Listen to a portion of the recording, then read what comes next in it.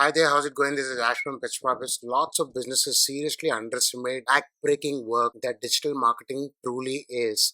If you're trying to fire up on all your cylinders for the engine that you're calling digital marketing, what you're looking at on the screen is HubSpot, and they have grown to what they have grown to, a multi-million dollar business purely with content marketing.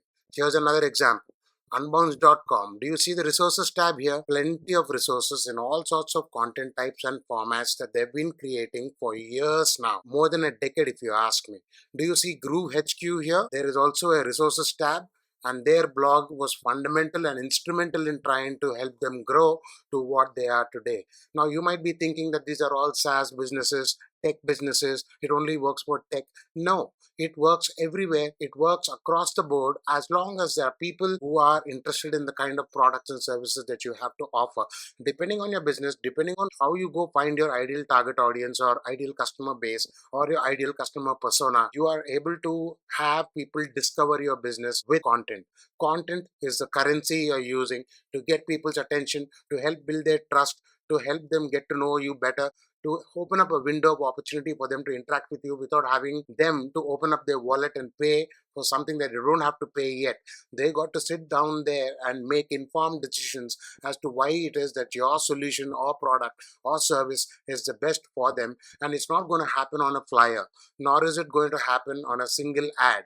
So what you need is a fundamental backup of all of the content and resources that you will need to build on a regular basis, consistently over a period of time, to be able to garner that trust from your potential audience, from your set of potential customers. I also do that for Fetch Profits. Here you're looking at all of the blogs that I write all the time about digital marketing. Not only am I actually creating content so that I get discovered or people tend to build trust over a period of time, publishing on my blog also helps prove that I'm not a one trick pony.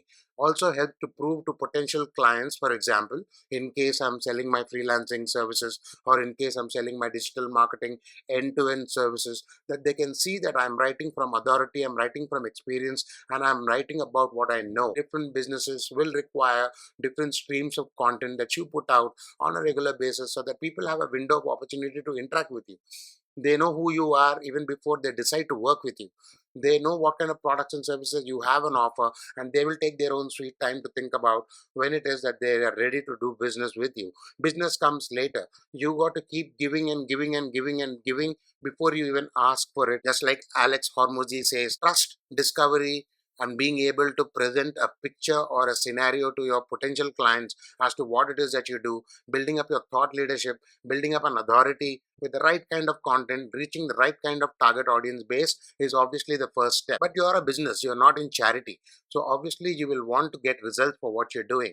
And here's a Search Console insights. You will see that there are clicks from Google search alone. Your content doesn't have to surface on the top pages of Google. It can surface anywhere as long as people are determined enough to find solutions to their problem. When they find you, they start reading up what you have to offer, and that's when they start developing this trust on you. They come back. You're going to have return visitors, you're going to have return readers, you're going to have loyal people coming in and reading. All of this is even before they decide to make a purchase decision. And the same thing applies to social media as well. The only problem with social media, though, is that everything you post on social media is not going to live on forever unless it does live on forever. Some pieces of content on social media have the ability to surface on Google search, also called as social signals. There are certain pieces of content that will show up on Google, but you will be advised not to depend on it forever. You would rather be advised to keep publishing on a regular basis with what is called as a publishing velocity, which holds true across wherever you're publishing content. And remember, there is social in social media. So it's not just about posting content there, it's also about interacting with other people, making sure that you're leaving thoughtful comments on other people's posts, you're tagging other people and highlighting some of the content that they have put out, as long as it makes sense for you and your business topics and the niche or the topic clusters that make sense for your business. On LinkedIn, for example, there is a personal profile, as you're able to see on the screen, a little personal in nature, but still I stick to business. You also have business page where you a little more professional in the sense that you're posting directly on your business, your topic clusters, and everything else that makes sense for your business. two different approaches on the same platform. One is for your company or brand page, and one is for your personal LinkedIn profile. And your content journey doesn't even end there. On X, again, go back into your social mode where you start talking to people, you start commenting and engaging with other people, and you will have all of this interactions going on. All of this gives you exposure. All of this lets the world know that you are an authority on what it is that you do with regards to your business. Now, I don't only mean businesses. Every single person who's even out of college right now should be doing what I'm just saying. All of this helps you add credibility and exposure, eventually leading to making sales, building up a pipeline, which we're going to get to ensure that you have YouTube videos as well. And just like blog post here that you saw, YouTube videos are also sticky in the sense that they tend to last long. Even some of the oldest videos that I've published are still raking in thousands and thousands of views today. Everything I'm sharing in a video format is to maybe a tutorial or maybe to how to solve a problem with respect to digital marketing, marketing tech, AI, automation, or any of those things that relate to digital marketing and how it helps businesses solve problems. When they need help, they obviously reach out to me. Every single video will have a call to action.